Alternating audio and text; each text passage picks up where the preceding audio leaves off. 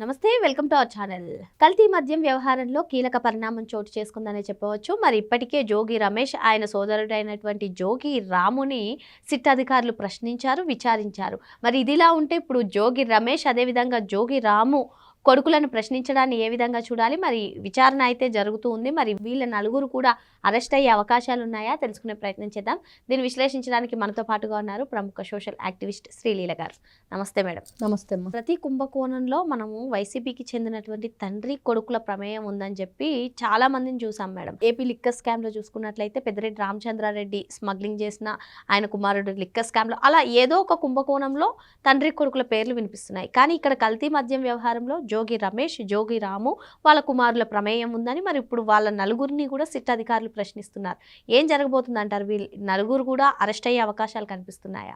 జోగి రమేష్, జోగి రాము మరి వీళ్ళిద్దరూ మొన్న కస్టడీకి తీసుకున్న రోజున పూర్తి ఆధారాలు ఏదైతే వీళ్ళ కాల్ డేటా కానివ్వండి, మనీ ట్రాన్సాక్షన్స్ కానివ్వండి, అవన్నీ కూడా చూపెట్టి మరి ఇంత పెద్ద మొత్తంలో అద్దేపల్లి జనార్దన్ రావు గారికి మీరు ఎందుకు ట్రాన్స్ఫర్ చేశారు అని అడిగినా కూడా కనీసం ఎక్కడా కూడా వీళ్ళు సమాధానం చెప్పలేదు. దేనికి చెప్పలేదంటే మాకు తెలియదు, గుర్తులేదు, మర్చిపోయాం. అంటే డబ్బులు ఇచ్చింది కూడా మర్చిపోయేంత కళ్ళు నెత్తికెక్కి కూర్చున్నారు ఇద్దరు అన్నదమ్ములు ఇద్దరు. మళ్ళీ జోగి రమేష్ గారు నేను లై డిటెక్టర్ రెడీ, నన్ను ప్రశ్నించుకోండి, పరీక్షించుకోండి, నేను దేనికైనా సిద్ధమే, నేను చాలా మంచివాణ్ణి, నేను చాలా అసలు ఏ అమాయకుడిని అన్నట్లుగా చెప్పాడు. తర్వాత అమ్మవారి కనకదుర్గ సాక్షిగా ప్రమాణం చేస్తానని చెప్పేసి ప్రమాణం చేయడానికి ఏదో చాలా డ్రామాలు వేశాడు. డ్రామాలనే అనాలి, ఎందుకంటే ఆయన ఒక క్రిస్టియానిటీకి సంబంధించిన వ్యక్తిగా, హిందువుల సాంప్రదాయాలను పాటించిన వ్యక్తిగా అక్కడున్న లోకల్ పీపుల్ చెప్తుంటే మరి నువ్వు ఏ ఉద్దేశంతో ఎవరి మనోభావాలను దెబ్బతీయడానికి అక్కడ అమ్మవారి గుడికి వచ్చి ఇట్లాంటి పని చేసావు? మళ్ళీ ఈయన కోసం నారా చంద్రబాబు నాయుడు గారు, లోకేష్ గారు, పవన్ కళ్యాణ్ గారు రావాలి ఈయన చేసే దొంగ ప్రమాణాలకి. మరి ఇట్లాంటి వ్యక్తులు మరి వీళ్ళు చెడిపోవటమే కాకుండా బిడ్డలను కూడా చెడగొట్టారు, చెడు దారిలో నడిపించారు.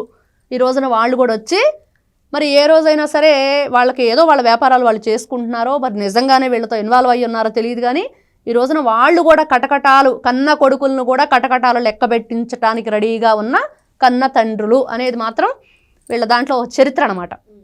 ఒకరు కాదు, ఇద్దరు కాదు, ఇద్దరికి నలుగురు కొడుకులు ఉన్నారు.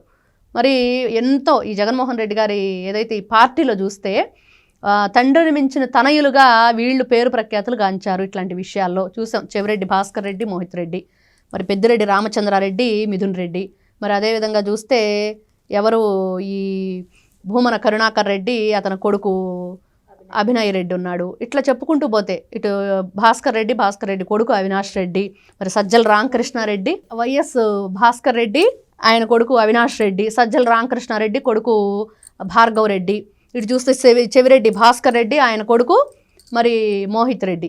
మరి ఇవన్నీ కూడా వింటుంటే అసలు ఎలా ఉంది ఇదంతా?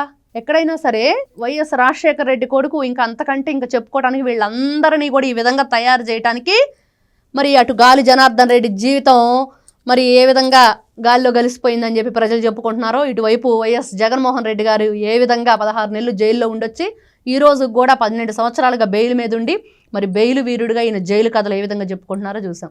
మరి ఇవన్నీ చూసాక ఏమనిపిస్తుంది? వీళ్ళందరూ కూడా ఎక్కడైనా కన్న తల్లిదండ్రులు బిడ్డల్ని మంచి నడవడికి ఉండాలి, మంచి క్రమశిక్షణ ఉండాలి, మంచి విద్యాబుద్ధులు నేర్పించాలి, వాళ్ళు పేరు ప్రఖ్యాతులు గాంచాలి, ధనం కన్నా కూడా గుణం మిన్నా అని చెప్పి పెంచుకుంటారు.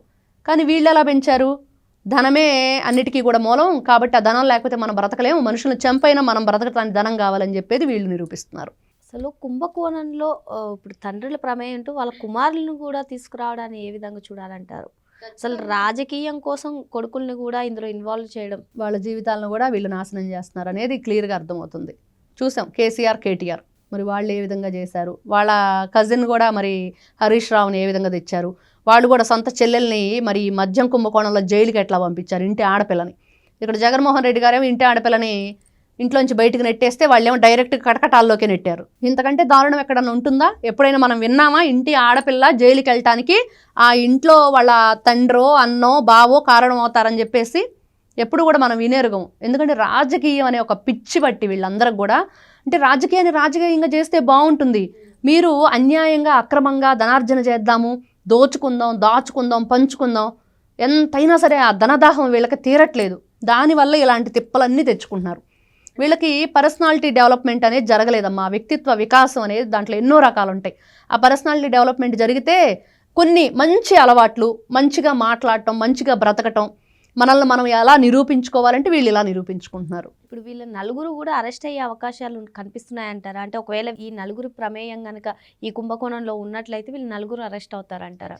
అరెస్ట్ అవుతారు. వీళ్ళ మీద మరి ఆ తర్వాత ఆ హెల్త్ టెస్టులు చేయటం కానివ్వండి, తీసుకెళ్ళి రిమాండ్ చేయటం కానివ్వండి, లేకపోతే జడ్జి గారి ముందు హాజరుపరచడం, వీళ్ళు చెప్పే సమాధానాలు. ఈ రోజున తండ్రి కొడుకులు గతంలో అగ్రిగోల్డ్ భూముల విషయం ఉంది కదా, అది కూడా బయటకు తీయాలి. మరి దాంట్లో ఉన్నాడు కదా వీళ్ళ అబ్బాయి, జోగి రమేష్ గారు అబ్బాయి. మరి వీళ్ళందరూ కూడా ఎందుకు ఇలాంటి కార్యక్రమాలు చేస్తున్నారు? ఎందుకు ప్రజలకు వీళ్ళు ఒక ప్రమాణం చేస్తారు కదా ప్రజాప్రతినిధిగా, మేము అన్నిటికీ కట్టుబడి ఉంటాము, మంచిగా పరిపాలన అందిస్తాము, మిమ్మల్ని రక్షిస్తాము, మీ ఆస్తుల్ని రక్షిస్తామని చెప్పి ఈ రోజున భక్షిస్తాము తప్ప మాకు ఇంకా రక్షించడం అనేది తెలియదు అన్నట్లుగా వీళ్ళ ప్రవర్తన ఉంటుంటే మరి ఏ విధంగా వీళ్ళ ఆలోచన విధానం ఉంది? వీళ్ళు ఎందుకు ప్రజాప్రతినిధులుగా రాజకీయంగా ఇంకా మళ్ళీ మేము వస్తాము, ఇంకా దోచుకోవడానికి చాలా ఉందని చెప్పి అనుకుంటున్నారు? మరి ఈ రోజున అంబటి రాంబాబు గారు చెప్తున్నారు కదా, అంత స్పెషల్ ఎందుకు అవసరం, ఆ ప్రత్యేక హోదా ప్రపంచ స్థాయిలో నిలబెట్టాలని చెప్పేసి. మీరు ప్రపంచ స్థాయిలో అంత ఉందా దీనికి? మింగ మితకలేదు మీసాలకు సంపంగునంట. మింగ మెతుకెందుకు లేదు? మీరు కోట్లు దోచుకున్నారు కదా ఆ రాష్ట్రం నుంచి. అంటే అప్పుడు కోట్లు దోచుకున్నారు కాబట్టి ఈ రోజున మింగటానికి మెతుకు లేకుండా చేశారా మీరు అందరూ అనుకోవాలా? అయినా కూడా ఈ రోజున కూటమి ప్రభుత్వం ఎక్కడా కూడా దేనికి కూడా లోటు లేకుండా ప్రజలను చూసుకుంటున్నారు.